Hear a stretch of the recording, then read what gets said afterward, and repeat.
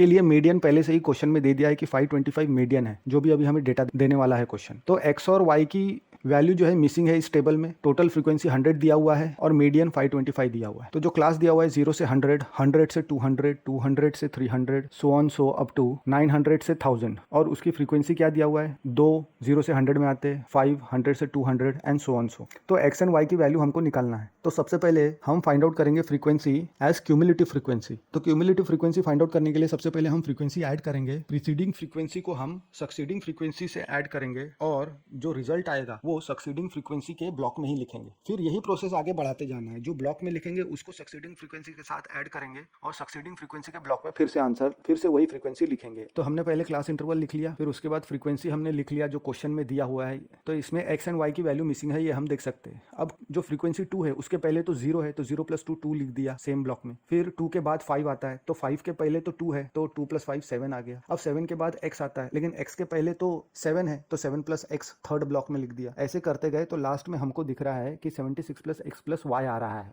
और हमको क्वेश्चन में क्या दिया हुआ है कि टोटल फ्रीक्वेंसी n = 100, ये हमको दिया हुआ है। तो 76 + x + y = यही तो हमारा n आया है ना, 76 + x + y लास्ट में, तो यही तो n होता है और n की वैल्यू 100 दिया हुआ है। तो 76 + x + y = हम 100 कर लेंगे, तो x + y = हमको 100 - 76 यानी 24 मिल जाएगा। इसको a बोल देंगे। नाउ एक और इन्फॉर्मेशन दिया है क्वेश्चन में, 525 जो है ये मीडियन दिया हुआ है डेटा का। तो सबसे पहले मीडियन क्लास क्या हो जाएगा हमारा, 500 to 600। उसमें हम 500 लोअर लिमिट, l = ले लिया 500, देन 500 और 600 का डिफरेंस h ले लिया = 100, then number of observation n = 100 दिया हुआ है। Cumulative frequency of the class preceding the median class, उसके पहले वाला का क्यूमुलेटिव फ्रीक्वेंसी हम ले लेंगे, cf = 36 + x आ रहा है। Then frequency of median class लेंगे हम, f = 20। अब हमारे पास फॉर्मूला है मीडियन का, median = l + n/2 minus cumulative frequency divided by frequency into class size. तो रिस्पेक्टिव वैल्यू पुट करेंगे तो हमको 500 + 50 - 36 - x अपॉन 20